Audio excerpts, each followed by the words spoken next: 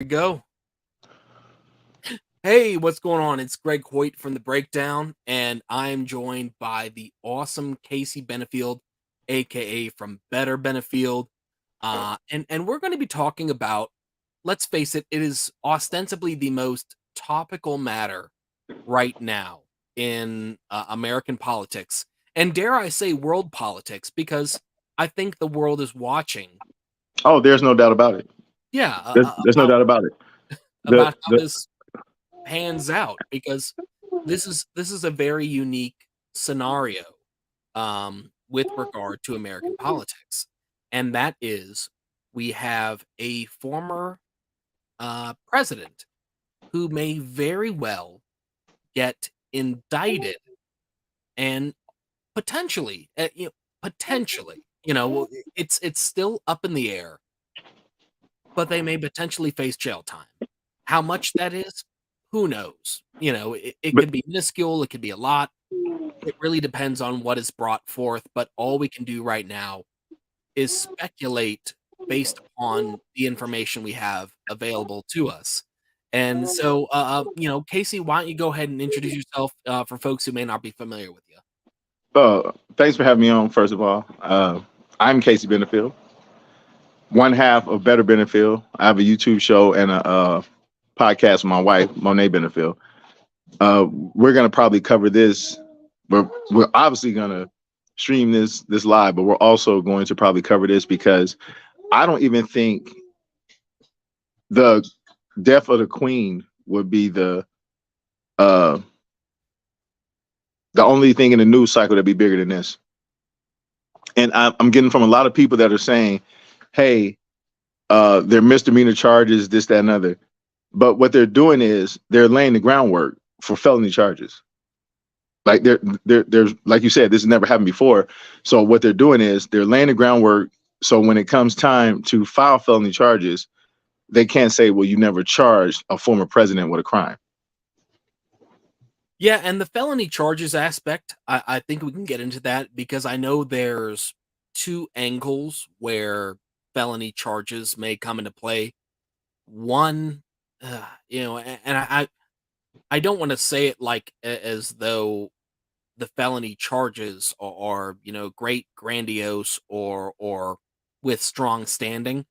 One has a better standing than the other, but the felony charges on the table are also not that great, if that makes any sense. You know what I Well, I mean? mean, like, everyone's looking for the egregious charges. They want the corruption, the money laundering, things of that nature. And I believe that these first set of charges are just the foundation, if you will, a few bricks in the ground until they can build a house. They're the only reason that they're pushing this. And when I say they, this goes back to what we were talking about last week. So when people have this notion that in a dark, shadowy room, there's four men in expensive suits, their faces covered, and they're each on one side of the table, and they say, we got to stop this guy, and we're going to be on a team together. This is not just a Democrat problem. This is a Republican problem. So the reason Nixon didn't go to jail is because he didn't do what 45 is doing. If he just went away, these charges would go away. If he stayed out of the light, did not threaten the Republican Party, he just did a speech at CPAC. If he just went away, the charge would go away. But because he won't go away, I'm telling you, and this is a pretty good joke, if he does not go away, he might just be hanging out like Epstein. Yeah, no, there have been some folks that have been, like, cracking jokes online, saying, Trump didn't self-delete himself. I'm trying to be a little bit more cognizant of my language outside of just what you and I discussed prior to going Right. on stream. But I also notice that I have to be really careful about what I say on stream on YouTube, so as not to be age restricted. Right. And I think I mentioned to you, because you recently were on your AM radio show. Yes. The alignment of the mind. Yes, and you guys, or one of the guests brought up a recent news story, which is Yeah. something that I covered on my channel, and I shared CCTV footage from that particular incident where it involved a high school student. Let's be honest, I don't know if you saw the footage of it, but it was pretty egregious. A high school student beat the brakes off of a teacher assistant. Like, Right. And the part that was so disturbing, 'cause I did see the videos, it was awful. Like the kid with special needs, but yeah, it was still really, really bad. And we covered it on Enlighten the Mind, which is the radio show that my wife and I are sitting on with the co-host Chris Gemini. That's who brought that up. The host Stacey Royale was asking, like, well, what's going on in society? Not only was that like hard to watch, what made it hard to stomach was the other adults standing by not intervening. That was kind of rough, bro. well, yeah. When I was looking at the CCTV footage of it all, I was seeing like Yeah. people walking by, like how you pretend not to see the vagrant Right. when you're at the stoplight. Yeah. Yeah. And you try not to lock eyes with him. You sit there, you pull up, you get caught to like, there he is, and you start looking in the glove box. You start you you check, is this thing working? You don't want to lock eyes. So I get it. They walk past her like the vagrant bum who's out here in brand new shoes asking you for $1. Well, yeah. Well, what it disturbingly reminded me of, um, is it reminded me of prison. How when folks in prison would see a physical altercation between, let's face it, two consenting adults, Yeah, or two angry people. yeah, that Yeah, wanted to duke it out, right. um, and the plurality of people would just kind of turn their head because at least they knew in that setting, at least they knew that the It's not people my involved, business. yeah, Right. it's It's it's not my not my business. business. But like in this particular instance, It is it's their business. Yeah, it was definitely their business, and they chose not to handle their business. It was like my wife brought up a lot of great points on the show, but the one thing that she hammered home was those that were watching acted like they didn't see it, and that literally sums up what your analogy is.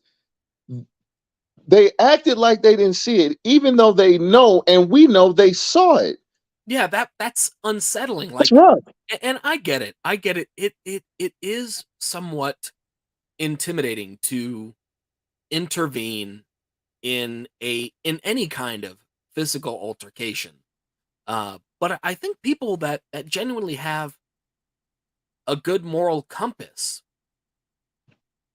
they have a like like a soul You that sound. That's what I'm saying. You see, you sound like Monet. You guys see that incident going on, and you guys are saying somebody is going to break this up. And the pessimistic side of me looks at it and says somebody's going to jump in and help this kid finish her off, because that's where we are in the state of world of the humanity we live in now. That that is what I saw. Somebody is going to give him a weapon to go ahead and finish her off because they acted like they didn't see it, bro. yeah. And like I said, not only was it their business, even if you tell me that it's their business to protect the child from doing harm, that's part of the oath. And the reason things have gotten so bad in this country is because that's the mindset that people have. Is, well, it's not really my bit. Is it really my responsibility to stop her? Remember when she ate those bagels and they were the last like, people will make an excuse not to get involved. They will, bro. But they can justify it. You remember when Karen ate the last chocolate eclair? You remember. So maybe this is karma. This is just karma. Like, she knew what she did. Like, that's the mentality. Oh man. Oh, all right. So before we get into the Trump uh looming indictment, Okay. Um, let's go ahead and get into the stratosphere of it, because I've noticed that, and this is really chatter that is going around in the conservative and pro-Trump, pro-DeSantis circles. People are speculating whether or not Ron DeSantis can, should, and will do something about this because Trump is in Florida. And so like yeah, before you make the face, I was one of the guys. I was one of the guys saying there's not much he can really do, because warrants are warrants, extraditions are extraditions. I Now, beg to differ. I'll push back on that because there are Well, some things he can do, but all he can really do is kind of slow things down. well, At let me say this. Let me say this. I believe that Ron DeSantis has done plenty. What Ron DeSantis has done is eliminated the competition. I don't believe DeSantis is trying to stop this. Are you kidding me? Are you? I don't care what circles you're in or what corner you're in.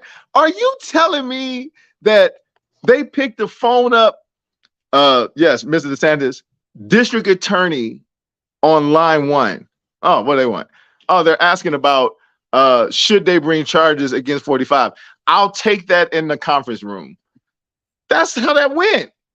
Why would he stop this? Why? This literally, listen, and all jokes aside, you know what this would do for him? The Well, quiet. let's pay respects to Mr. Raymond Duncan. He gave us a nice comment. He said, "Hi guys, hey Raymond, how are you?" Pretty good, Ray. Let's say this. So now, if Ron DeSantis, because there's a lot of Republicans that won't come out and say it, but they want Trump to go away. They won't. They don't want him coming to their town and supporting somebody else and splitting the vote on them. So they don't say anything. But behind the scenes, there are a lot of real conservatives that want this guy gone. You don't think that they're telling and whispering in DeSantis' ear, here's your chance. Don't do like we did. Take the shot. You got to get him. Yeah, I will say if folks like Ted Cruz and Jeb Bush had this kill shot, Guarantee you. Listen to me. There's no way Jeb Bush. You think Baghdad was on fire? Ooh, Mar-a-Lago would glow. If he had his way, Trump would be in bracelets now. so Raymond is proposing. Some people are saying this is a diversionary event to distract from something they are planning on Tuesday. Let me tell you something. Everything is a psyop. Everything in some way, shape, or form is No, meant to distract you in some no. way. Listen to me. I No. This wasn't meant to distract you. Let me tell you something. This is a distraction because this is what you can be paying attention to. A former president is going to get arrested on Tuesday. They're distracting from what? Unless there is a bomb about to go off, I am telling you right. This is the news. This will be the news right up until either there's a guilty verdict or a not guilty verdict. But then the next thing that happens is another set of charges coming. You got to know that. Listen, they're laying the ground. Gregory, you are too smart of a person Well, yeah, to no. know. Well, I consider myself a bright guy. I'm not, and Raymond, I do agree with you. It's outrageous. There's a lot of things that are outrageous, about the entire political landscape. And Raymond, to your credit, will dive into the charge that is ostensibly coming forward, because it is a little bit of a silly charge. It's a misdemeanor charge that is what appears to be on the books, and there are two lateral potential felony charges. And like I said, when we get into the nuance of it, we can dissect that to see whether or not they are feasible. I already have my preconceived notions, but I'll share them with my good friend Casey, aka Mr. Benefield, I, and we can talk about that. But my thing is, I think you and Raymond are really like. I think you guys are missing the point. This is not about these charges. Like, we don't know what Cohen is going to say, and I know they got his bookkeeper. What I'm saying is, this is only to set precedent, because you can't drag 45 into the Southern District of New York and charge him with a corruption charge, because the first thing they're going to say is, hey, you can't charge the president. But now they're going to erase that, because whatever is happening, this is to stop him from showing up at the conservative convention. The Democrats want to run against him. They listen. If it was up to Joe Biden, who's Sleepy Joe, beat this guy. Hell, I believe if you and I had got on the ticket, we could have beat 45. So you can't get to the White House with only Republicans. Well, yeah, and to show people how disaffected, because this is not just a Republican or a Democrat thing. Voters have been disaffected from parties, from the mainstream parties, for years. And if you need any more evidence of that, look back to 2016 and the fact that 11,000 people woke up, got out of bed, ventured to a voting booth, and voted for Harambe in person. Yeah, listen, you don't even have to do that. A gorilla. They wrote 11,000 people. I mean, but that's the same thing can be said. They voted for Kanye, and I know a guy said he wrote in Hulk Hogan. Here's what he did. He told me he wrote in Hulk Hogan. What the thing that is scary about this is, when Hillary lost, I knew a lot of people that were saying, I wish I had voted, or I wish I had voted for Hillary. And then when Trump got elected and things got bad, I heard a few people saying, I wish I hadn't voted for Trump. I wish I had voted for Hillary. Like, I know a lot of Democrats that voted for Donald Trump, a lot. They just could not stand Hillary Clinton. With that being said, I haven't heard that with the Joe Biden Donald Trump election. And I know that the conservatives are looking at this from can we win status. They don't want to have 4 more years of Joe Biden. Yeah. They believe that the best candidates that they have to beat Joe Biden is Nikki Haley and Ron DeSantis. And they're going to hear first on your show that I believe when it all comes down, that's going to be the ticket. They're going to show America, instead of showing them old Sleepy Joe and Kamala Harris, which they just supported, and I don't care which way you put it on the ticket, they're going to say, well, here's the conservative, younger version of that with smaller government that's better. Meet Nikki Haley and Ron DeSantis. That's what the ticket is. They don't want this nut showing up at their convention and taking 1.6 million votes with him, man. Yeah, no, that's the thing. And I try to have reasonable conversations with Republicans and conservatives about the legitimate standing of Donald Trump, where as it pertains to mainstream popularity, can he get the swing vote? Can he get the moderates? And I said there were a few key events that lost a lot of things for Trump in terms of his core base, the swing votes, and other minute segments of the regular Republican voting bloc. And it can be boiled down into, like I said, about 3 things. You had January 6th, which that really lost. It doesn't matter how much hardcore Trump supporters push back against the J6 narrative.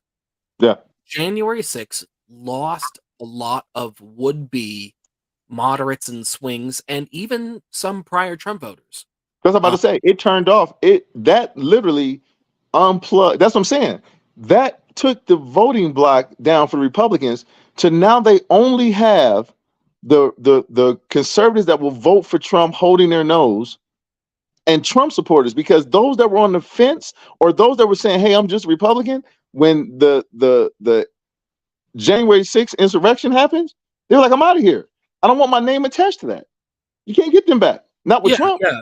And that is just an indisputable fact. It did alienate people, and I get frustrated with hardcore GOPers who think it didn't alienate people. It absolutely did. They're just trying to fool themselves. Yeah. They're telling themselves. Then there was also the ardent pushback against the outcome of the election. That didn't help either. But see, yeah. Listen, but that's also something that's not as bad. It did turn off some voters. I'm not saying it's as big as like turning off J6, but then there was another thing that Trump did that really turned off voters, and it was his presentation as an ostensible monetary grifter, with him pushing the Trump superhero NFTs, which that turned off the crypto bros. I'm big in the crypto community. I'm not gonna lie, I made money off crypto shit. I have never been pro NFT. I have always been anti NFT. I've always thought that NFT was a scam, and I've always a scam. Yeah, it is a scam. Yeah, NFT is the reason why I have no take on crypto. But so let's look at it from a political view. With what you just said, that trims down the Conservative Party. So let's look at the votes that he has to win to beat Biden, because Biden has already shored up the LBGTQ vote, and Trump has completely offended them. So you lose all the homosexuals and the trans. So you don't have to worry about them showing up, not voting for Trump. And then you're screaming. Yeah, that's the homos and the trans and all that crap. What are we talking about? Like 6 million people or some shit like that? Yeah, like the 6 million. But you add that 6 million to the first 2 million you lost, and then you say this abortion, Roe v. Wade, I did that, and then you turn off 62% of the women. It's hard to get to the White House with the numbers, bro. DeSantis can get right up to the podium and lie and flip-flop and say, change his stance on it, this and that, until he gets to the White House. 45 is not even smart enough to play that kind of game. And here's the thing, like I have been divided on the Roe v. Wade overturning, and here's why. While I think the reaction to it has been funny, I think it's funny. I think it was funny because I saw hyper progressive, and when I say progressive, I'm doing quotation marks. Hyper progressive people that were very we got a hello from Grifty. Hey Grifty. He's actually a really, really cool guy. He's all about the grift in a funny way. He's a cool guy. NFT. But like, these hyper, social justice warrior type of people, the type of people that they're white women with colored hair and a nose ring type of shit. They were calling Clarence, Supreme Court Justice Clarence Thomas. They were calling him the N-word with a hard R on social media, putting up posts like the hard R, because he was just one of a handful of justices that helped overturn. But see, listen, that doesn't surprise me. True colors. listen, it doesn't surprise me. If you can find a reason to tell a black person how you really feel, they never not take that shot. That's why I know that DeSantis is going to take the shot with 45. But my take on Roe v. Wade was so different than everyone else's.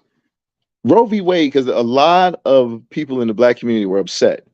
You know, it's my body, my choice, this, that, and the other. And I try to explain to them, this Roe v. Wade being overturned had nothing to do with black people. This was to stop the middle class white women who were having abortions. Because if you're rich and white and you have to have an abortion, you got a private doctor. So you're not going to Planned Parenthood for that. And if you're poor and you white, you can't have an abortion. So this is about shoring up the voting block because the white vote is disappearing. Why do you think they brought all those Ukrainians in here and told all the Haitians to stay home? Also, I will say, in some respects, like there are certain segments of the white vote that I would not lose any sleep if their vote disappeared. And this is why I have a divided position on abortion, because it just so happens that the type of people, okay, I don't want to say like in totality, but a vast majority of the people that are like celebrating their abortions and being weird about it and holding up signs saying I'm happy I got my abortion, I'm like, I'm happy too. I don't want your bloodline continuing. I Hey, want you to die stop right alone there. Yeah. with cats. Yeah. Hey, I get it. I get it. I believe, and my stance has always been the same. Like we did a show talking about this, like one of our early shows, and I don't believe that abortion should ever be used as contraceptives. Yeah, That yeah, that yeah. that No, that, that is Grifty is bringing up that one character, and yeah, that was super weird. I don't know if you remember that story, Casey. It was from yeah, yeah, last. yeah, yeah, yeah, Uh, yeah, and thank God Grifty is right on there with the proper YouTube words. yeah, yeah. I don't lie. Unlock. Yeah.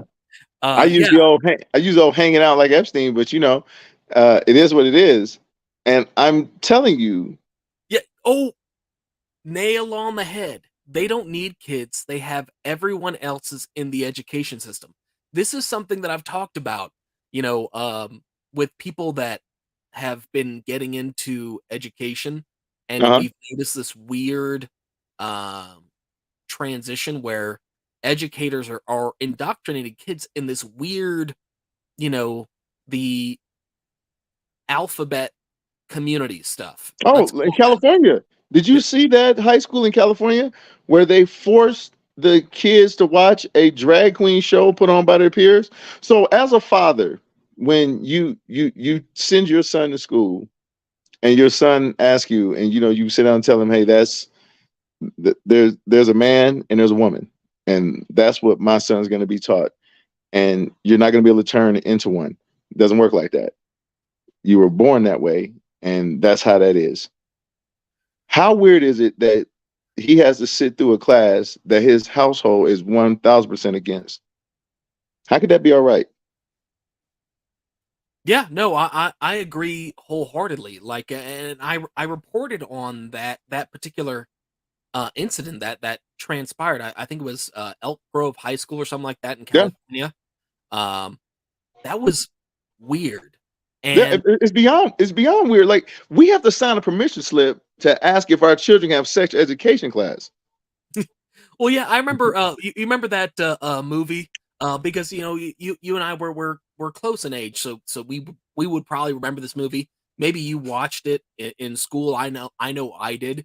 It was a movie that had Matthew Broderick and Morgan Freeman and Denzel Washington called Glory. Glory, And yeah, I think it was about the 51st Regiment. I think it was. regiment. Yeah, yeah. Uh, My uh, wife, listen. My mother loves that song that they sing. Oh my Lord! Right yeah. before Denzel, right before the last battle. Yeah, we when I was in 7th grade, we had to sign a permission slip to watch it because I think it was PG-13. I had to sign a permission slip to watch The Outsiders when I was in 6th grade, and I think that was rated PG. See what I mean? That seems very odd to me.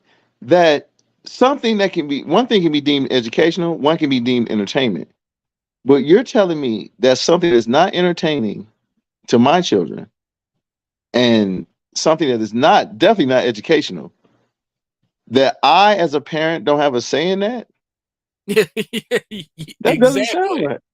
I don't Exactly. understand that. That Because doesn't sound right. at least Glory, that Th- film, This, yeah, it this had happened. educational aspects. Right, this happened. That's what I'm saying. One was educational. The Outsiders was entertaining. But you're telling me that that is something we have to have permission to do. But it's okay if you have the other guys at my son's high school dress up as women and perform a show that he doesn't find entertaining, nor is educational. That doesn't sound right. Yeah, yeah, no, there's absolutely nothing of entertainment No, or educational value. And first and furthermore, I just that thought of something. drag queen crap, it was at a multicultural day event at like, you remember I remember having multicultural events at the school where they would Yes. present. Yeah. It was literally just different cultures. Yeah, it was different food. At our high school, it was different. It was different food. So everybody had like a little booth. But I want to tell you something funny. Monet, what did Pierce Bronson say today? Okay, so listen. So Pierce Morgan had a trans activist on the show, and Pierce Morgan said, "Well, how do you identify as a woman?" Like he said, "Well, I want to identify as a black lesbian," and the trans person said, "No, you can't do that. That's absurd." And Pierce Morgan said, "That's absurd." He said, well, "What do you define a species?" He says, "A man and woman." He said, "See right there, you just contradicted yourself." He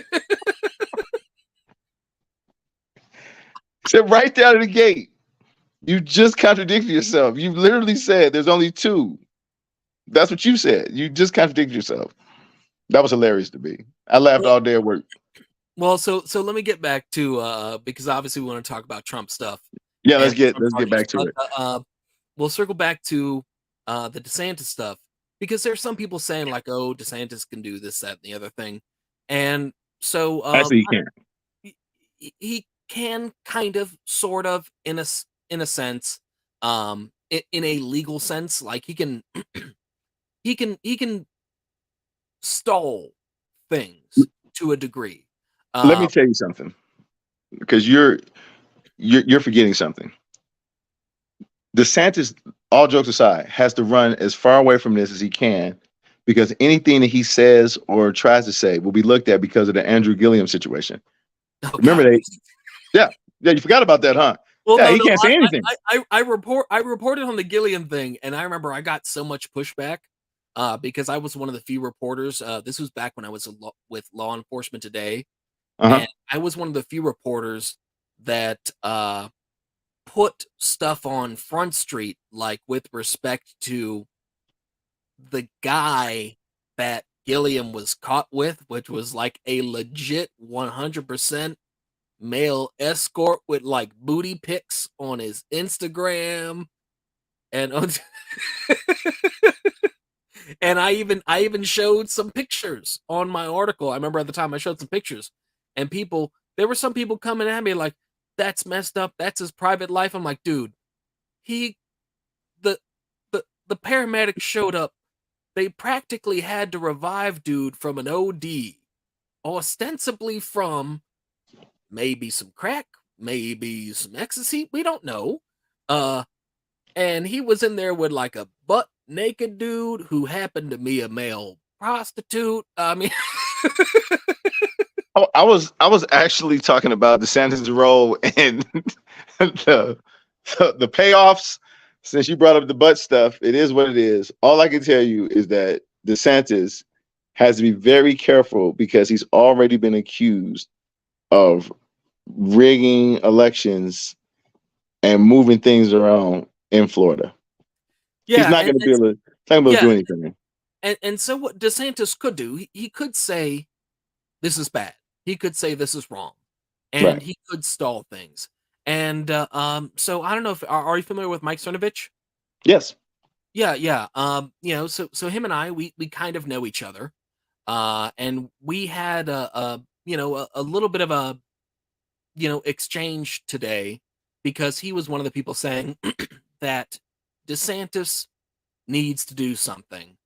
Uh, and so today he was among those saying like, "Hey, you know, DeSantis has zero shot of the primary if he mishandles this unjust persecution of Trump by a Soros DA. As a D simp, I'd tell him to not bother running, enjoy his time as governor, lead the way on the big issues, and avoid the blood." I'm guessing he meant bloodbath of a doomed primary. This is his first test, and he's giving the second scenario, the decent thing, if he doesn't do anything about the Trump thing. And so what I tell him is I told him, I said, "Hey, while I know all eyes are on DeSantis about the looming Trump indictment, there isn't much Thank you. DeSantis could do in the face of an extradition, short of slowing the process for a bit via perhaps committee review, or other small delays. It might buy a month or two at best." All right. See, that's So, listen. First of all, I disagree with Kavanaugh. Like, there's no way this is gonna hurt DeSantis in the primary. yeah, It's yeah, no, not, bro.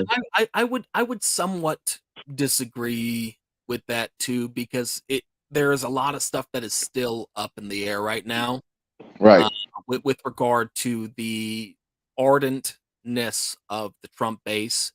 So Cernovich told me, he says, "Hey, good, then he should." So he's saying, "Hey, yeah, stall it."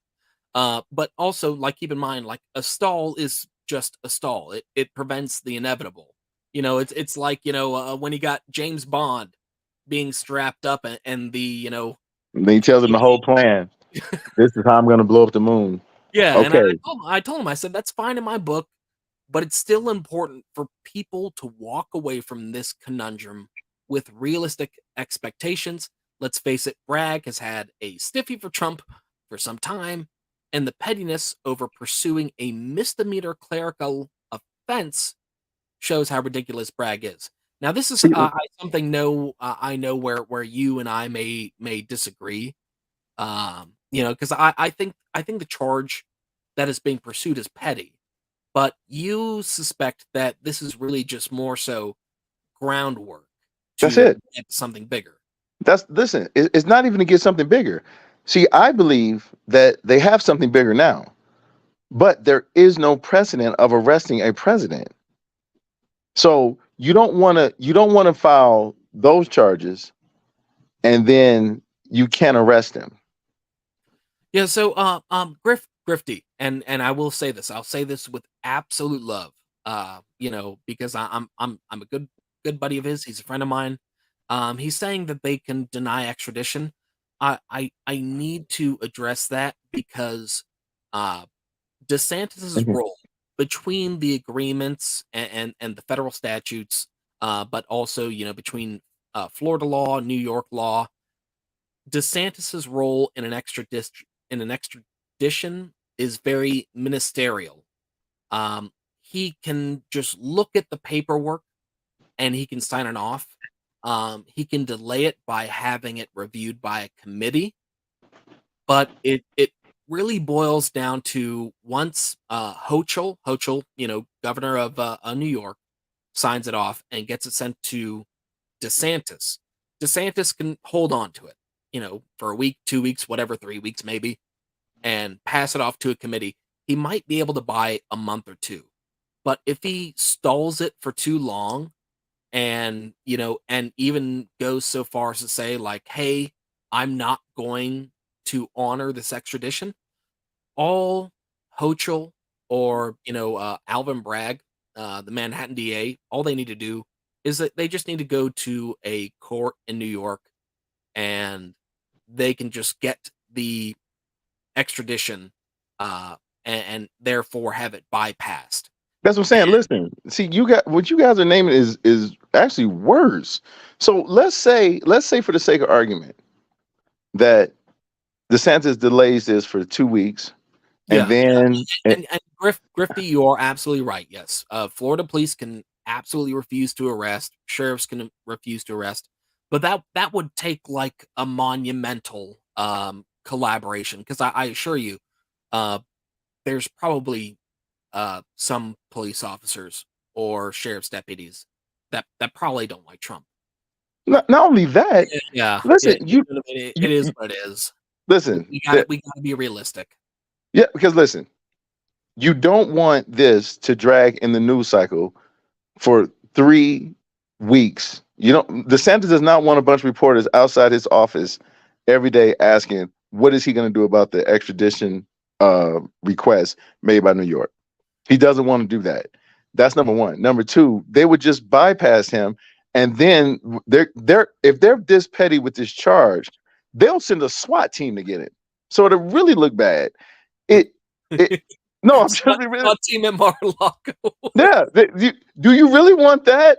Do you want a SWAT team trampling over the back nine at Mar-a-Lago? Is that where it's because that's what it's going to come down to? Yeah, no, we can't have them stomping on the grass so much because I still want to go to That looks like a beautiful golf course. All right. It does.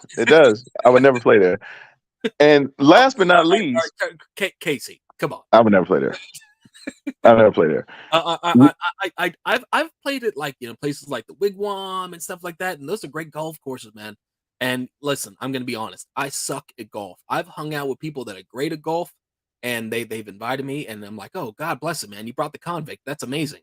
And I pretend like I'm good. I'm not. Well, that's the thing. I'm decent. I'm not gonna lie to you. I'm decent. The problem is I lift my head when I swing, and a lot of times I end up in the rough. But for the most part, if I get it on the green, I'm good.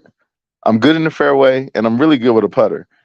And I didn't know I was putting left-handed, so when I first started playing, I just take my mom's sand wedge and turn around and hit it backwards. Like I can really play. But do you think DeSantis wants Trump stuck in Florida campaigning?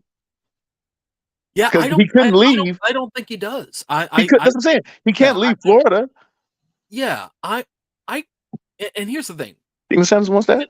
DeSantis is being somewhat clever insofar that he's not saying it like DeSantis. Like you can't find a snippet of him saying I'm running for president. You can't find it.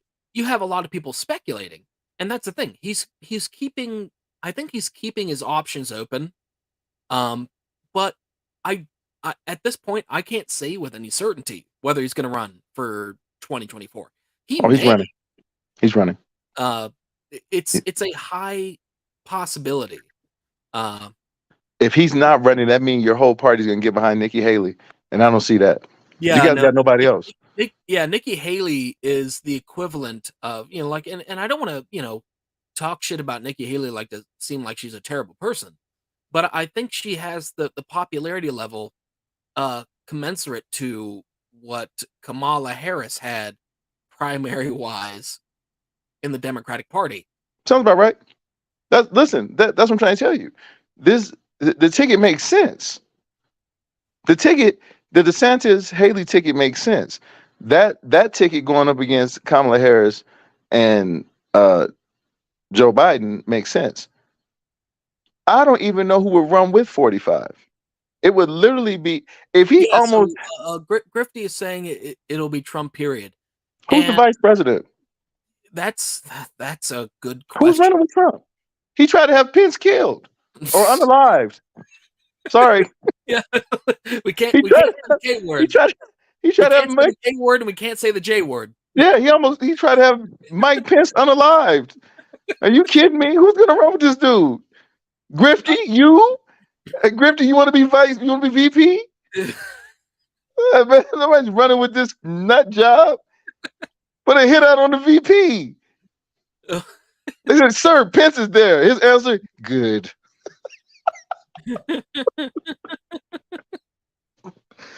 Good. Grifty, he seems to be okay with running along the show. I hear it. But I have nothing against folks that want to see Trump the nominee. I'm all for folks. Me too. Me too. You can't win. Different perspectives, but let's there's not a lot to talk about the looming charge, because there isn't much information that we have, but I'll share what I've gathered, and I've poured over information all today.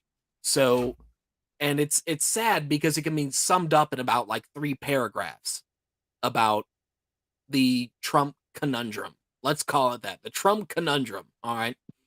Um, so Manhattan DA Alvin Bragg is reportedly preparing to indict Trump on charges related to indirectly sending hush money to Stormy Daniels back in Yes. 2016, so Yes. as to incentivize her to keep quiet about an alleged affair that happened, a decade or so back.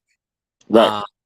And in 2018, former Trump attorney Michael Cohen pleaded guilty to paying Daniels 130K, which the Trump organization reportedly reimbursed Cohen the aforesaid money Hmm. around the same time of the payout.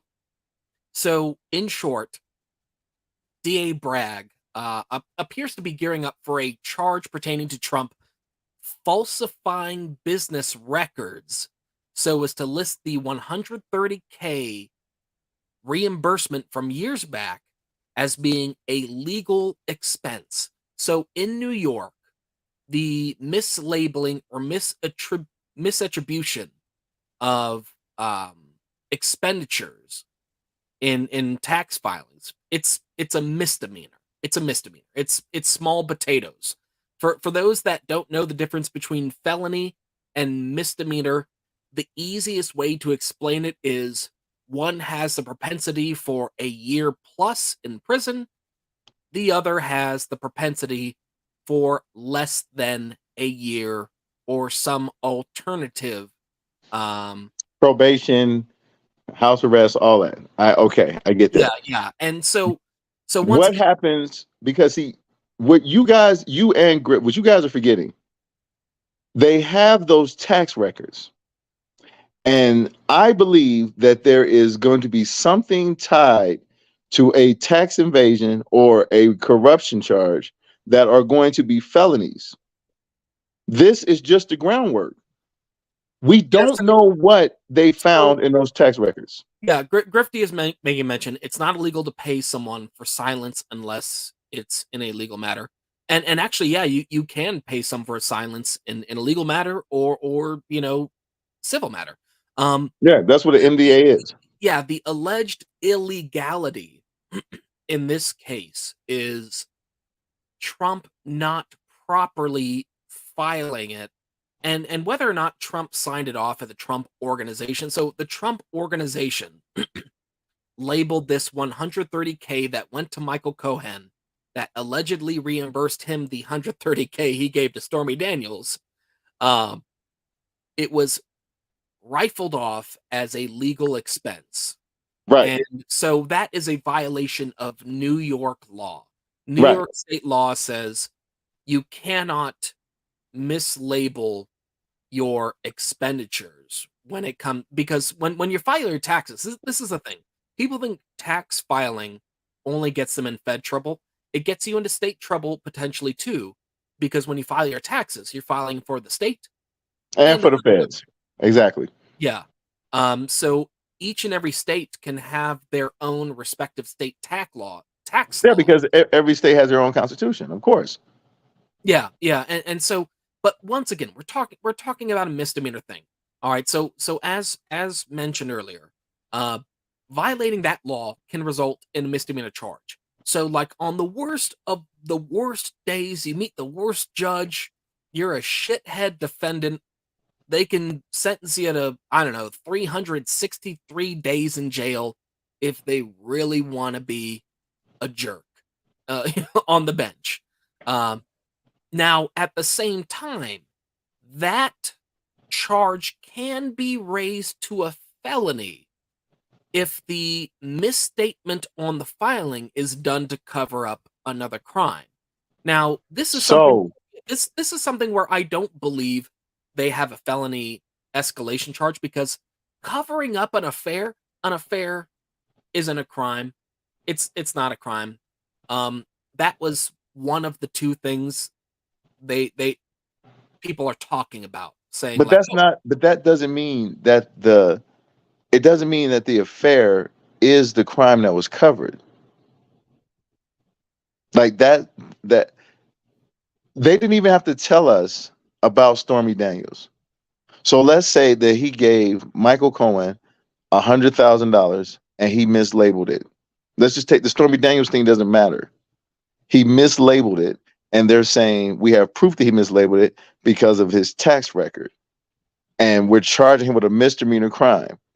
Now, if we can prove that this misdemeanor crime covered up a felony, then we're also going to charge him with a felony charge later.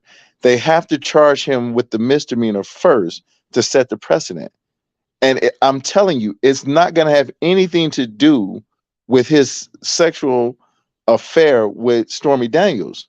yeah, but It's going to be something else. yeah, but I'm trying to find what the conduit would be. What the conduit would be because What if the film company that she was involved in was involved in some type of tax evasion, or selling women or kid anything well, anything. yeah, that's circumstantial. It's circumstantial on the face, but if they can prove that that's what let's say Stormy Daniels was blackmailing him from the gate. Let's say this wasn't about hush money. Let's say she was blackmailing him because he was involved in something else that we don't know about yet. They still have to show that they can charge him, and by showing they can charge him, they can raise it up to a felony, bro. That's what I'm saying. Because we know having an affair is not a felony.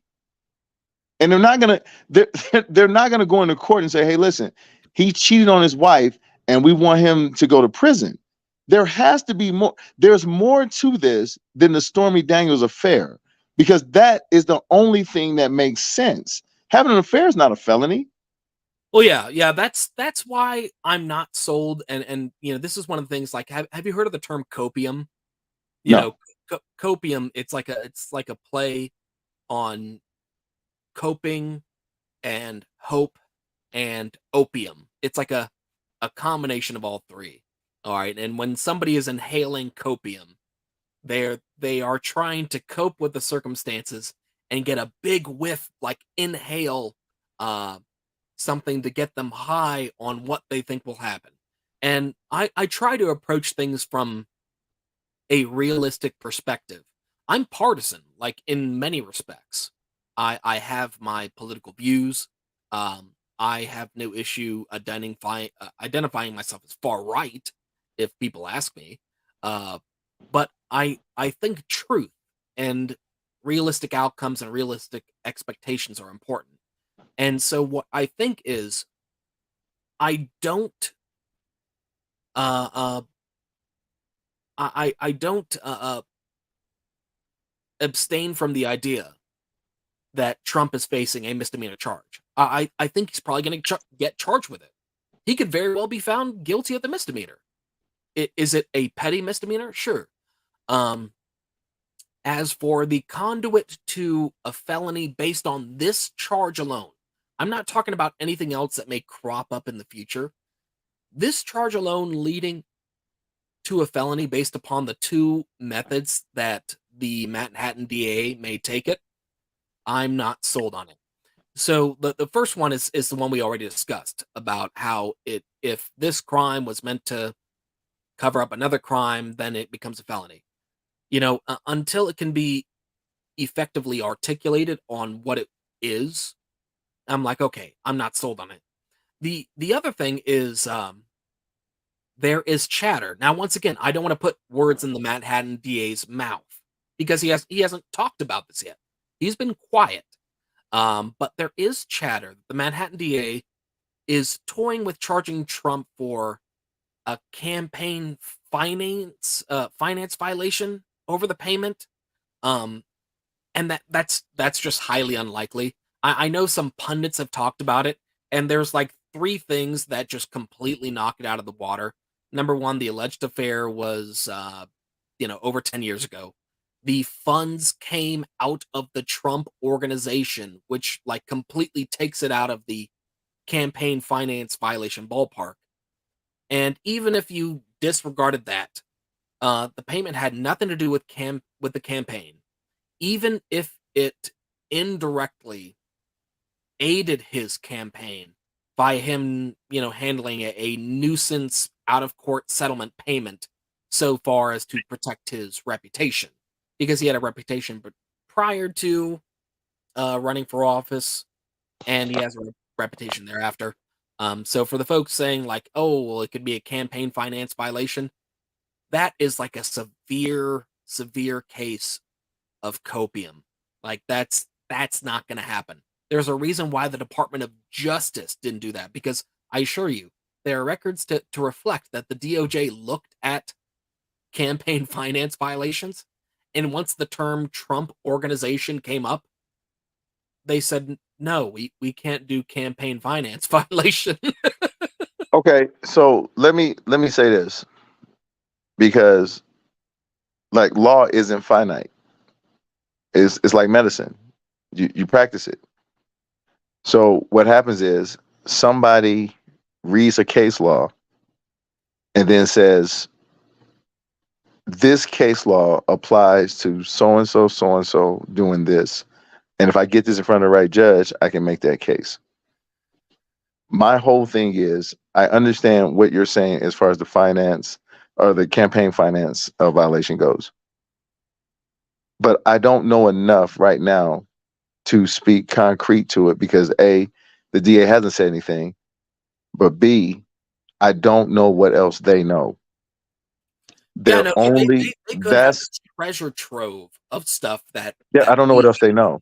yeah. I firmly, the only thing I can tell you is that there has to be a reason why that they're coming for an ex president with a misdemeanor. Yeah, so They Pyramid 7, brings up, and it's funny, she or he, I don't know if it's a man or a woman.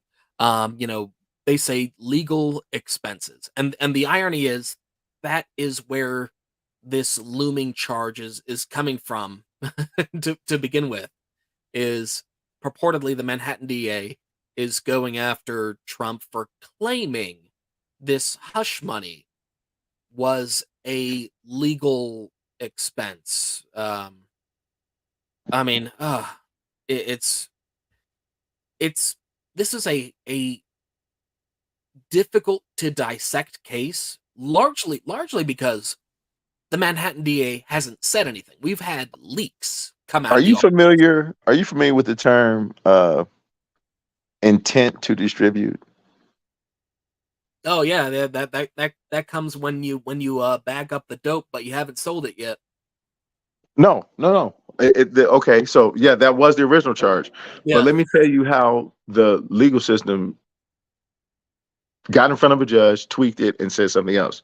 So I call you. I say, "Hey, Gregory, can I get a couple keys of cocaine?" You say, "Hold on, let me see." You then call me back and say, "Hey, my guy is out." That's a felony. Neither one of us got any cocaine, but the fact that you tried to get it, that's a felony. Now, that wasn't a felony in the 90s, but it's a felony now. Uh, So because of are the we talking like 94 crime bill stuff? exactly that right around there, because the intent to distribute is, even if I say, hey, when you ask me, can I get it? If my answer is not no, I don't deal in drugs. If I say, let me see, let me make a call, that is now the underlying charge. And there are people that have faced RICO acts because of this. Yeah, so I can't tell if Pyramid 7 is affirming that he is a man, or he's just Oh, saying yeah, you say I'm a dude. yeah, okay. My apologies. Uh oh oh goodness gracious. Um we may have uh hold on. Let me see. Somebody wants to join us. Are you okay with that, Casey? Yeah. Oh, all right. Hold on. Let me go ahead and get this going. Somebody wants to get in on the mix, and you want something? I'm all for it. I'm all for it. I hope it's And Eric Trump. That'd be great. yeah, no. It is an individual who is curious to get in on the conversation. And you want something? I'm all for it. I want dissenting viewpoints because I know I sometimes piss off conservatives at times because I just try to approach things from as logical of a perspective that I can. And even you, Casey. No, listen. Even That's my middle name, Mister Feather Ruffler. well, even you give me give me hell sometimes. I mean, Uh, it's when you like because you're saying right now that, and you're just too smart of a guy to believe that these people are wasting their time and are going to look stupid in the end by charging this man with a misdemeanor. There is definitely more to this. There's definitely more to this. I promise. There's yeah, no no, way this isn't the end of it. yeah, With I the don't. pie in the sky, we hope we can get a felony charge. Yeah, No. I don't know if this particular case, this wedge with respect to the Stormy Daniels stuff, I don't know if that is the immediate segue into a felony charge. But it could very well be just to set the, as you said, the precedent You have of, to. one state charges them with this, They can charge another anything. You know how charges hard it is to come into court and say you can't charge an ex-president with murder, and then the response would be, Your Honor, this same president was charged with a misdemeanor. That makes sense. That makes sense. And like I said, everything that they got from Michael Cohen that we think they had when he went to prison. He came out and wrote a book. He talked to anybody he wanted to talk to. But now he just went in front of a grand jury. We don't know what else. When you cut the throat of people that you hid the bodies with, you're always in trouble, man. Yeah, and Cohen, as far as we know, we do know that once he got out of the clink, I love that term. It's so funny. Like apparently, like I didn't know that during my time of incarceration. I didn't know it was a word. Uh, I didn't realize it until while I was in there and Yeah. watching an episode of The Office, where Steve, you remember that episode of The Office where Steve Carell put on the purple bandana. Yes. And he's like, I'm Prison Mike.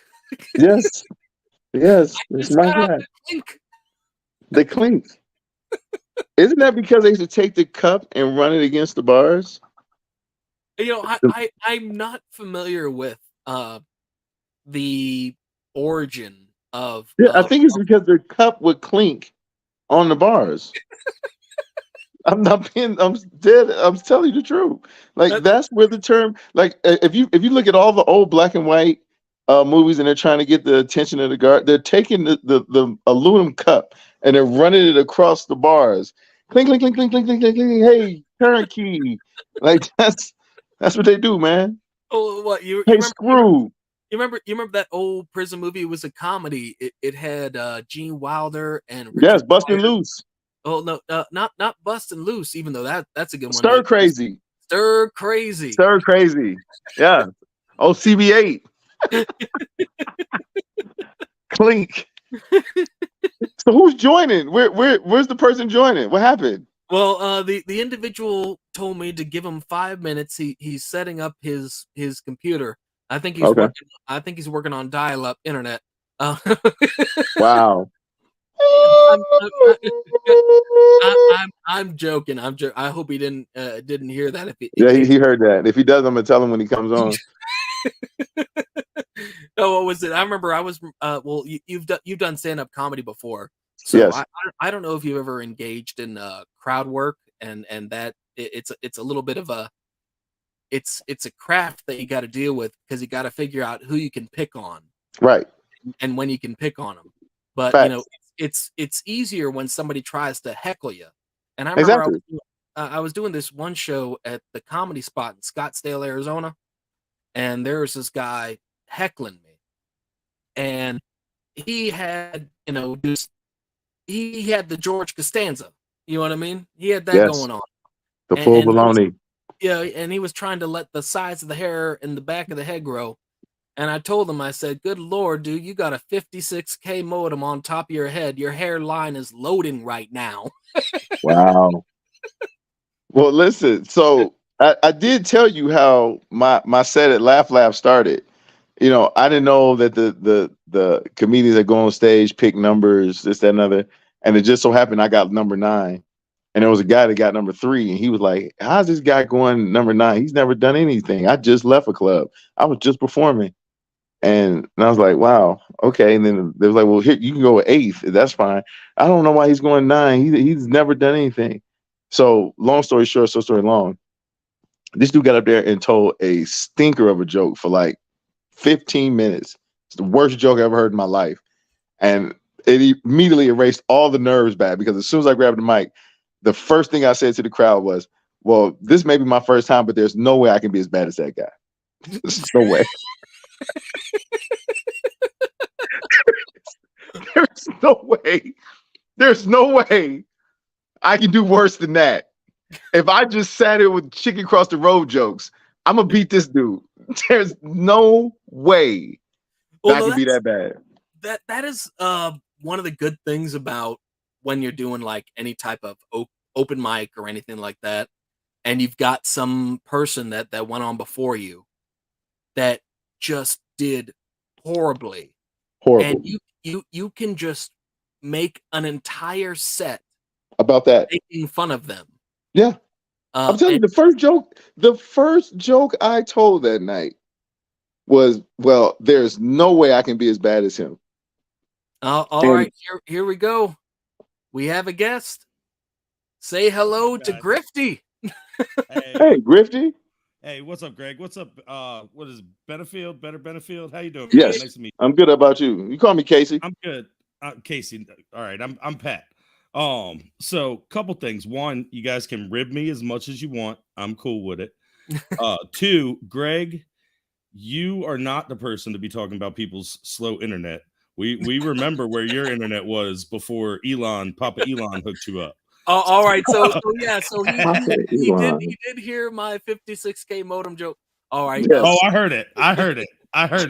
Yeah, So- Casey. In case you didn't know, I was dealing prior to having the Starlink, which raised the roof. Thank you, Elon Musk, for helping us out in the rural community, because the internet connection that I had, The African American. oh God, it was so bad, Casey. Yeah. Well, I mean, there's just another thing in history that African Americans can take credit for. We helped you there. So So I wanted to hop on here. Like, so you guys really think this arrest is a bad thing for Trump? Like, I think it's the worst thing ever. It's I think it's a 50-50 thing. I think it will inflame his base. And I think it will, I don't think it's going to turn anybody off, so to speak. Like, people who didn't like Trump already, this arrest I don't think it's going to recruit any more people who are who would be against Trump, if that makes any sense. Like, people who are pro-Trump already, I don't think they're going to be against him at this point. I don't think he's losing any more followers. But the reason I believe it's a bad thing for him is because one thing you just said is going to ignite his base. And the last time his base got ignited was January 6th. So I would not be surprised if you start having protests that may turn violent. That this is a bad thing for him, because all they had to do was tell you Hillary had some emails in Benghazi, and people were literally saying, "I'm not voting for her because of the emails." They didn't know what the emails had. They didn't know what the emails were about. They just knew the emails was linked to a possible charge. That's all they knew. This is different than that. He's actually going to be charged with something. So the Republicans that's already left, they're gonna say, see, that's just why I couldn't deal with this guy. I'm glad he's gone. I'm voting for DeSantis. That's gonna happen. See, I think it's quite the opposite. You're already seeing it. You're already seeing it. People, the whole Daily Wire crew, Ben Shapiro, Michael Knowles, Andrew Klavan, all of them, as soon as this news broke on Friday, all of them were like, no, you can't arrest Trump. This is bullshit. It's a witch hunt. The feds have already refused to prosecute this exact charge. The feds have already investigated it, dug into it, and refused to prosecute it because there.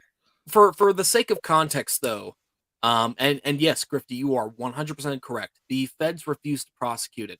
However, the caveat stop with that is when the DOJ refused to prosecute, this was back in 2018 when they had the propensity to ostensibly do it, but they didn't because of the stop, the stop that is associated with you cannot charge a sitting president. That's what I was about to say. That's what stopped the DOJ. But also at the same time, the DOJ didn't prosecute it because the DOJ went through something similar to this that is within their purview, which is the alleged campaign finance violation stuff. That's what they could touch. The feds didn't necessarily have anything about mislabeling something because the misattribution on the filing could ostensibly be explained away on grounds of, oh, I thought it was illegal filing because it was meant to prevent litigation. You know what I mean? But listen, you guys, DOJ wanted to be hands off from it because. But don't forget when the DOJ refused to prosecute this, Michael Cohen was still going through with the whole "I'm pleading the fifth." Michael Cohen hadn't told on him. The DOJ did not have the same evidence that Manhattan DA has now. Yeah. Michael Cohen did absolutely tattle because, okay, I don't want to say he tattled, but he did snitch because he handed over. He's a snitch. He's right. Oh no, listen. He is what he is. But one thing that I tell people, you never hear them call a snitch. They hear them call him a stool pigeon, a rat, a snitch. They don't call him a liar.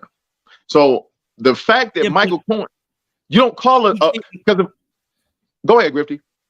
Nothing he can say is admissible. That's not true. Privilege. No, sir. Attorney-client privilege. All right, gosh, it is such a convoluted thing.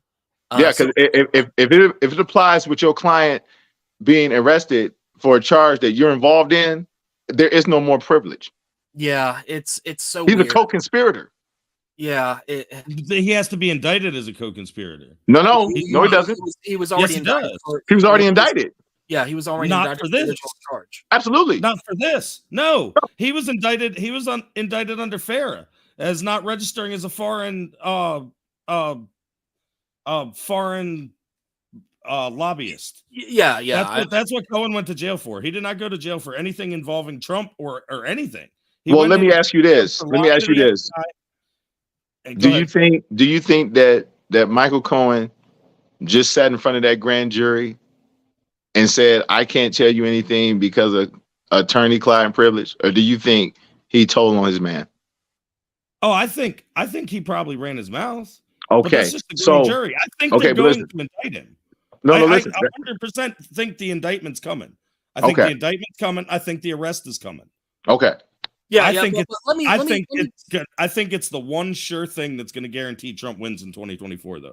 Well, let me provide some insight into what the arrest and indictment would look like, because I know there are some people that have visions of grandeur that Trump's going to be let up in handcuffs, and this is to Rikers Island. Yeah. Ain't happening. Yeah, this is how it's going to play. It's number one. It's going to start out as a misdemeanor charge. He's going to go to a courthouse. It will not be in cuffs, and he'll get fingerprinted. He will go before a judge, and he will walk out a free man within about 3 hours because they're going to release him on his own recognizance. So it's New York. There's no cash bail. Yeah, for all the folks that people out for robbing banks in an hour.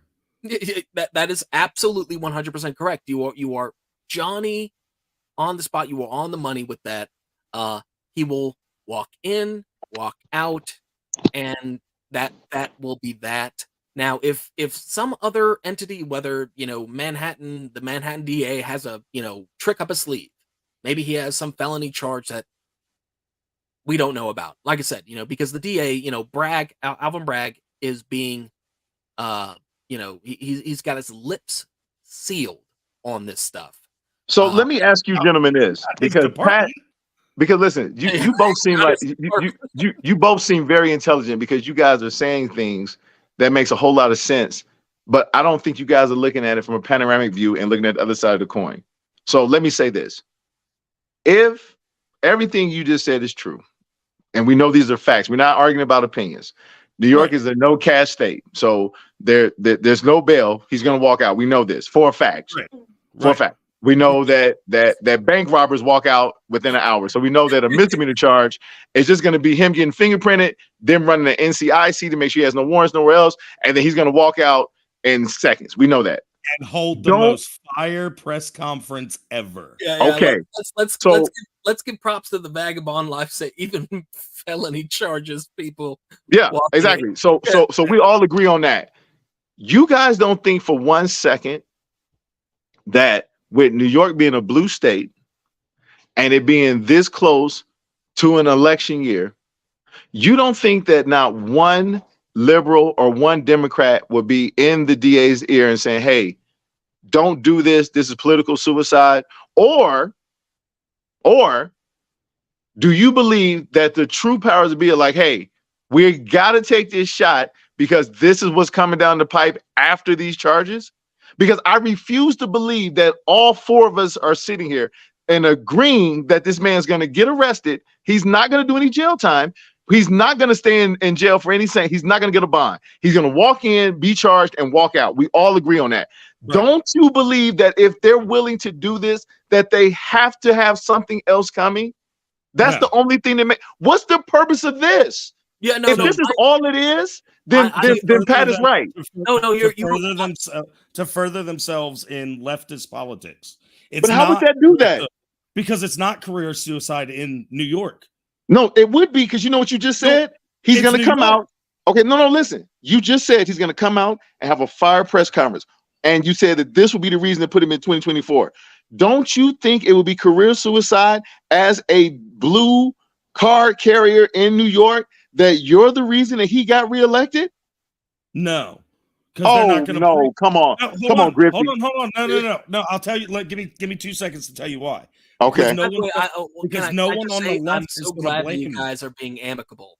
Dude, look, I'm a big boy. I got my big boy pants on today. I love a heated discussion. This is how problems get solved. This is how we get the answers. So there's nothing personal here. It's nothing but love here. No, all love. We speaking facts. Yeah. So no, because this is why the leftist mentality will not blame the district attorney. The leftist mentality will blame the bigoted, racist Trump base, just like they did in 2016. Well, They're going to blame the voter, not just blame Trump again. I think they would be like, they're not going to blame their prize DA, who was the only person. If he gets off scot-free, the base probably won't blame Democratic leadership. I think they'll convict him. Yeah, they listen to me. Probably go after Trump, like Casey. You remember Dastardly from the Wacky Races? You know, I'm just my whole point is they blamed a DA for Hillary's loss, and they cried for 4 years saying that there's an unwritten code. You're not even supposed to say that before an election. They blamed a DA for Hillary. FBI director. They blamed a DA for Hillary's loss. They did that. They said had he not had the ambiguity going to the microphone and making it seem like, there are going to be charges coming down the pipe for Hillary, that she would have won the election. But that's not what happened. But that's not what happened. Can we share a Hey, laugh? what's up, Daniel? Can we share a laugh over Daniel saying that he thinks Pelosi's jugs would have stopped? No, so but that's not what happened though. It Daniel, wasn't. It wasn't. all right, Daniel. Listen, first and foremost, Pelosi's jugs. All right, good lord, the milk is spoiled. The milk is no good. That's the Dave Chappelle show. The milk's gone bad. Yeah, dude, those things are Cottage filled cheese. with attic dust. It's like powdered horchata in there. And Horchata. and mothballs. It's curdled. It's just butter. Yeah, it's bad. It's bad. It's all butter. I just don't So- see everything you're saying. The press conference is going to be fire. They're going to see people using that word. It was a witch hunt. All that's going to happen. I don't know how not one Democrat or liberal has thought like you and said, hey, don't do this. This is going to backfire. I believe that there are more people saying, you got him. This is what we're going to do. And once you charge him with that, we're going to charge him with this. That sounds more feasible than not believing that this is going to energize the Republican Party. That doesn't sound right. Yeah, but if they thought like me, they wouldn't be a Democrat or a liberal.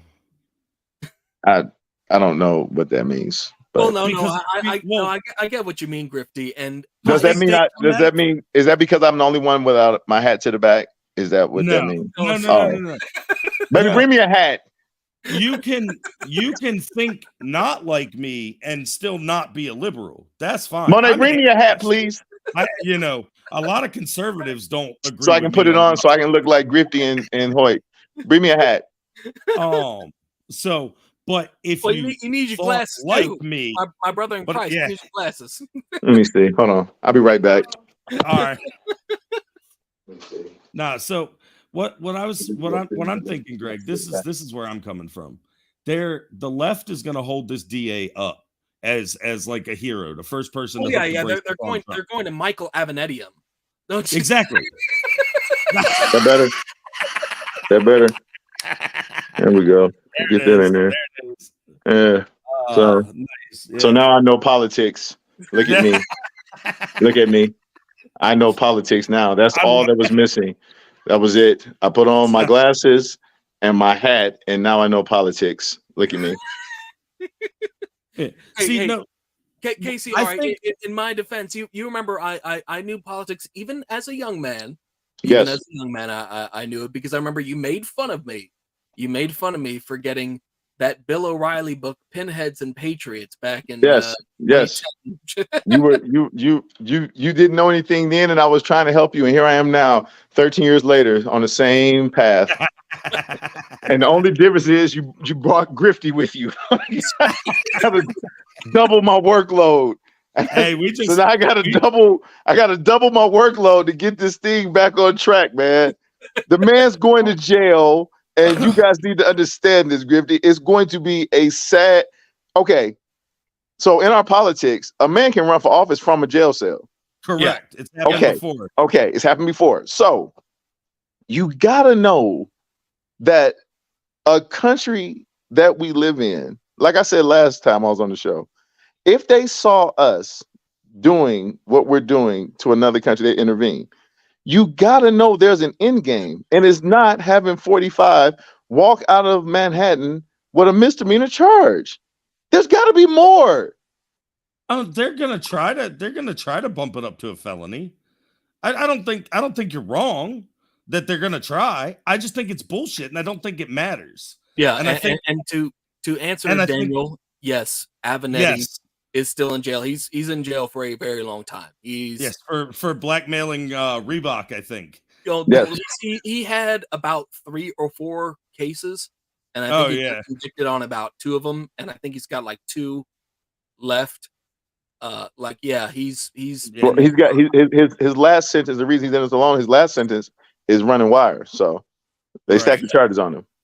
Yeah. So he hasn't even gotten to his last sentence yet.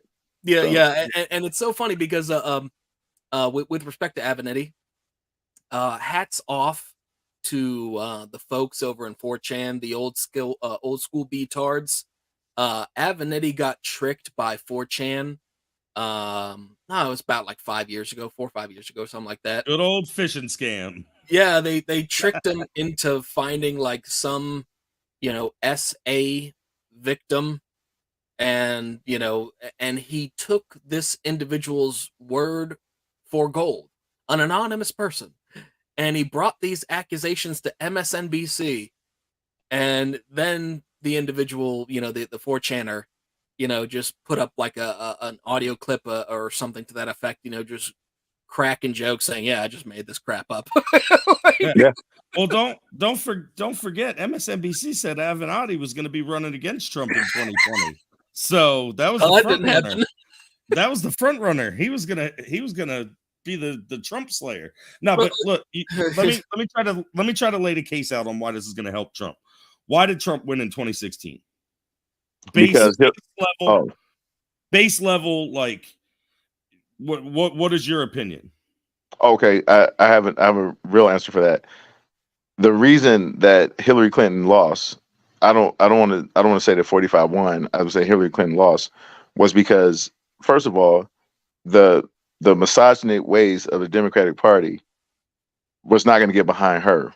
Like, not that woman. They hated her. Not only did the black community hated her for what her husband had done. Like, they hated him. That was number one. Rightfully so. Like, they hated Hillary Clinton. But Donna Brazile and Hillary Clinton did in Bernie Sanders. The Democrats wanted Bernie Sanders in office. They were terrified of an independent. They started throwing around the word socialist, and that was the end of that. So Hillary Clinton didn't listen to anybody that had the job before her. Her husband said, "Hey, you got to go to Michigan." Barack Obama said, "Hey, you got to go to Michigan. You got to go to Ohio. You got to let these people know that you are for the blue collar worker." Hillary Clinton did something that no president will ever do again. She lost the majority of the black vote, and she lost the blue collar vote. How bad could it be? She got like almost 70% of the black vote. Listen, so when I say she lost the black vote, the 60% that you say that she got, let's say she did 48.5% is just the people that's blue. They're gonna vote Democrat. No, they voted for Jesse Jackson. They voted for Bill Clinton. These are the same black people that said Bill Clinton was the first black president, even though Bill Clinton was the worst thing that's ever happened to black people. That's number one. From Freddie Mac and Fannie Mae to the crime bill, Bill Clinton was worse to black people. He's running neck and neck with Ronald Reagan and Donald Trump. Let's just be real. So Hillary Clinton losing the election, when I'm gonna show you how bad it was. Hoyt and I were watching it, and I remember thinking that as soon as Virginia polls closed, this should be a few seconds. Tim Kaine had won every political position in the state of Virginia, had never lost anything. I was a Virginia resident in 2016. Okay, he never lost. And when Virginia polls closed and they didn't call it, and I was like, wait a minute, something is wrong. And they still hadn't called it. And Wolf Blitzer said, this is odd because we haven't even called Virginia yet. And then we started hearing about Florida. I said, I can't believe this. This dude is going to win, because you had two things going for Trump. Trump energized a bunch of white people that felt like they weren't being heard. But you had dumb people on the other side saying, oh, he can't win.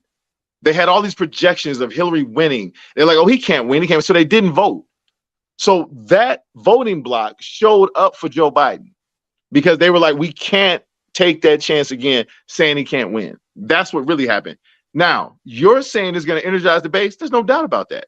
These same people energized by January 6th. They're going to come out. They're going to be mad and everything. My question to you is, do you believe that this arrest, whether it's misdemeanor and becomes a felony, or whether it's arrest, not guilty, do you believe that this is going to move the Republicans that were turned off by January 6th, the Republicans that were offended by January 6th, and the independents that said we don't want anything to do with anybody who will have anything to do with January 6th? Because that's the only way he can get to the White House.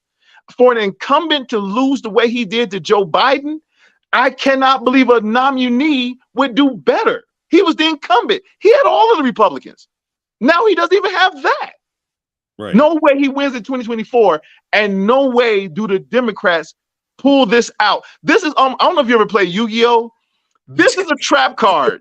this is Listen to me. I think This it's a is trap card. listen, I just think this it's a trap from the other side. this is me playing Dark Magician in defense mode and ending my turn. Now Right. you're looking at that is what this is. I promise this Well, is going to end bad. That's always been one of my biggest concerns, is that in 2020 the numbers that Trump polled were not able to carry the electorate. Facts. And I don't think, I mean, even when you take into consideration Why though? even when you take into consideration the new voters, the new 18-year-olds and what have you that have spawned up between 2020 and 2024, I don't think Trump gained anybody after January 6th. I think he lost a lot of people because A lot. Yeah, I know a lot of Gregory. You're not my only Republican conservative friend. I'm telling you, I know a lot of Republicans that were really mad about that January 16th that are not going to support Donald Trump. Exactly, and most of them are realizing it's a lie now. No, It's a lie. I don't want to assert that most of them think it's a lie, because a lot of people, they're tuned out. A lot of people aren't paying attention to new reports, or ardently watching Fox News, or ardently watching CNN, or any of that sort of stuff. I worry that the math isn't going to behoove Trump in the long run. I mean, who knows? There could be some event, like, as Grifty mentioned earlier, maybe Trump gets arrested, processed, all that crap, gets out, and maybe he says some fucking super inspirational shit. He's gonna start defecate their pants. I don't know. He's gonna start with witch hunt. He's gonna go from witch hunt to this is the dossier all over again. He's gonna do all of he's gonna check all the MAGA boxes, and what is going to happen is the Republicans that sat through that and listened in the first place before January 6th, they are not coming back, bro. I'm telling you, he was the incumbent and had all of the Republicans. You cannot tell me that his I don't go by the approval ratings and all the polls, but I'm talking about the people that I've talked to, the actual voters that I speak with. And I am telling you, there are a lot of Republicans that are not coming back behind January 6th, period. So let me do this. I know Grifty's been on for like the past half hour, but it's been going on for about an hour and a half. So let me give each and everybody their final thoughts. Grifty, going first. Grifty, what are your final thoughts on the matter of the allegedly looming Trump indictment? I think that I think you're right. I think it's a trap card, but I think it's a trap card from the other side. I think the reason it's going to help Trump is because the one thing Trump is missing in 2024 that he was missing in 2020, that he had in 2016, was being the underdog, was being the outsider. In 2016, he was the outsider fighting against the system. In 2020, he couldn't do that. He had been president for 4 years. You lose that card when you are the boss. He just gained that card back the minute they put his fingerprints on paper. He is now fighting against the system again. And that speaks to a lot of people. It speaks to those same black voters that you were saying he picked up in 2016 because they didn't like Hillary. There's a lot of black voters that don't like criminal charges being used unfoundedly. And I think a lot of people are going to look at this and say, this is a bullshit charge. And I think that gains him a lot of support. I think it really does. Anybody who's ever had to fight the legal system on a charge they were innocent of knows what that feels like. And there's a lot of people. There's a lot of people that have done that. And the mail-in voting laws that went into effect because of the pandemic, which I think inarguably all the other narratives around the election, the fucking bullshit, like Sidney Powell shit and all that was the distraction. The issue in 2020 was the change of the rules, the change of the voting rules, the universal mail-in voting, the ballot drop boxes, and these things have consistently been ruled unconstitutional state by state over the last 3 years. They're not going to keep happening. They're not like. Go ahead. No, go. Oh, yeah. So that's why I think this is going to be a good thing for him. I think it gives him that underdog back, and it gives him. I think it's going to light a fire under him, which the biggest complaint everybody's had since he made his announcement is he doesn't have that same energy. He doesn't have that same fight. I think you're going to see that fight now. All right, Casey, let me get your final thoughts on the allegedly looming Trump indictment. Okay, so I believe that of course he's going to be indicted, but like I said before, I believe it's a trap card because I believe there's more to come. Grifty said something that I think is very, very important, and we should not gloss over it. Grifty said that in 2016 he was seen as an outsider, and he was fighting against the system. The difference in 2024 is the system that he was with is also going to be the same system he'll be fighting. He will not just be fighting the Democrats, it will also be the Republicans, because there's a lot of Republicans, like I said, that do not have a scenario where 45 is at the convention and he walks across stage and shakes DeSantis' hands and says, go get Biden. He's never going to do that, and they know it. So he's going to split the vote even more. But he fought them in 2016 too. There were 16. No. They caved. They caved. He told. Yeah. And we're just doing the final thoughts. I know. Sorry. Right. Yeah. Giving people Okay. the final thoughts, my brother in Christ. Okay. So let me say this. I believe that he's going to be indicted. I believe that he's going to get arrested, but I don't believe that these are the last of the charges. I don't believe for 1 second that he will be the next president, but I do believe that the system that Grifty is saying that he's fighting, I believe this time will be the time that they defeat him. So this may turn off some people, with regard to my thoughts about the allegedly looming Trump indictment. Yes, I do think at the very least a misdemeanor indictment is coming. There are just too many ways and too many things that we don't know about for me to accurately project or predict or say with any degree of confidence of what is the next thing to come insofar as potential Trump indictments. I can say with a degree of confidence that they're going to hit him with a misdemeanor. I don't want to affirmatively put my foot down and say, and a felony is coming next. Because if I were to say that, I would want to be able to say, and this is what the felony is going to be.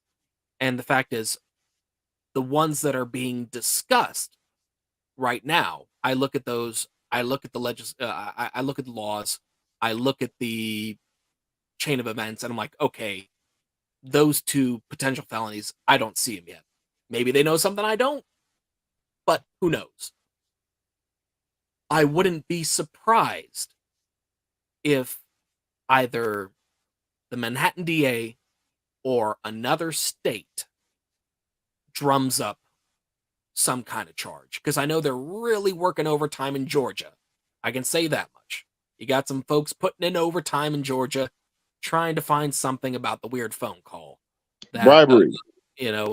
Georgia's different than New York. New York, they're going to convict. If they get him in front of a New York jury, they're going to convict. Oh, yeah. You cannot get that same jury in Georgia. Yeah. But, I'm just saying, like, I think they are trying to cook up something in Georgia. Whether or not they find something, whether they find an offense that they can hit him with, it's neither here nor there. I do feel confident saying, like, yeah, he's probably going to get hit with these charges in Manhattan. And it's whatever. It is going to be a dog and pony show at the very least. He'll be trotted in, trotted out. And this is where I think I'm going to upset some conservatives or maybe some of my viewers. I don't see Trump being president in 2024. Ever again. You can say it. It's over. And the reason why is there's just too many things stacked against it. Now, once again, these are my final thoughts. Yeah. Anybody in the comment section, you can yell at me. Feel free. But I'm just trying to see I'm trying to read the writing on the wall that I personally see. And once again, you are talking to a far right individual. Oh, all right. I mean, you know, I would like ostensibly, you know, would prefer a Trump presidency over the current administration. Me personally, I would like to see that. Terrible. I know, Casey. Your final thoughts.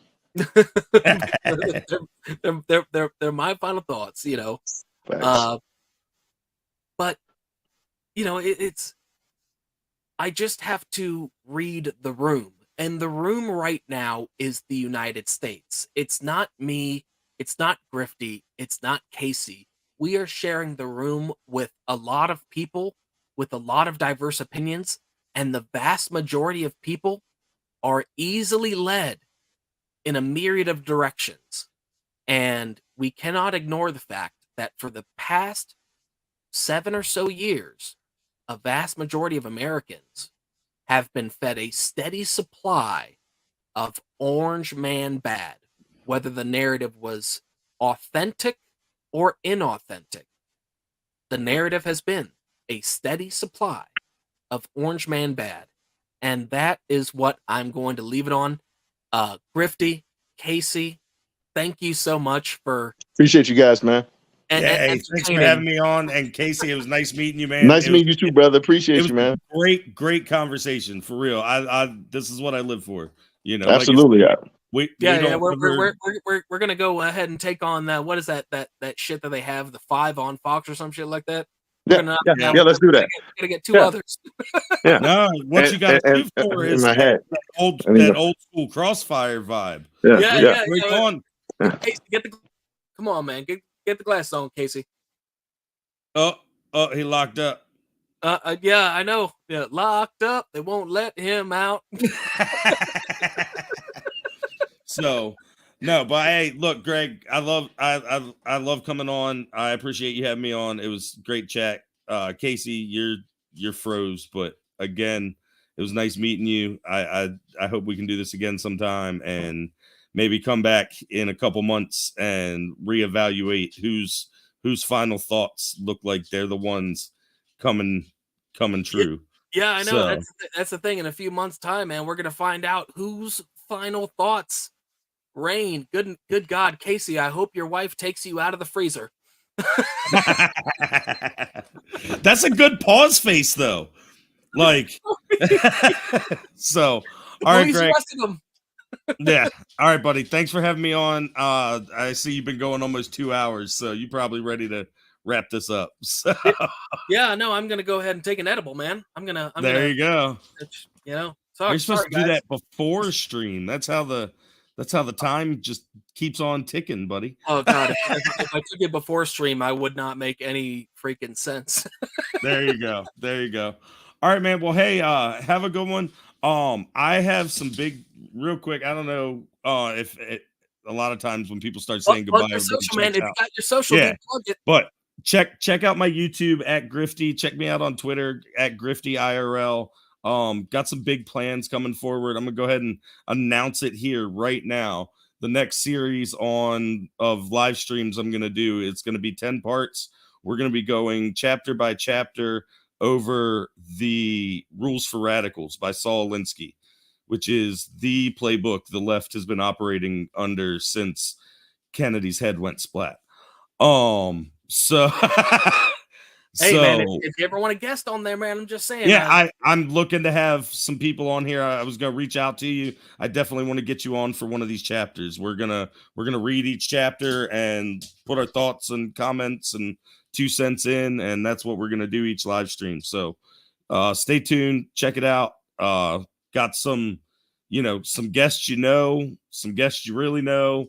I got some big things in the works. So let's keep an eye out, and it's gonna be good. So, hey, and real quick, shout out to Daniel. Dude is diehard supporter. All the love in the world. Thanks for coming in, man. It takes people coming into these new creator live streams, interacting with the chat, smashing the like button. That's how you get that algo heat, So I appreciate everyone who dropped in. Yeah, so do I, because it's my channel, man. Thank you guys so much. Vagabond Life, Daniel, Grifty. Who else deserves a shout out? Let's see, what do we got? Pyramid 7. Yeah, that's it. But thank you guys so much. And I'm gonna keep the live streams going, man. We're gonna get there you more. Go. They're a lot of fun. They're a lot of fun, man. They're a lot of fun. So, all right, man. All right, you guys take care. Peace.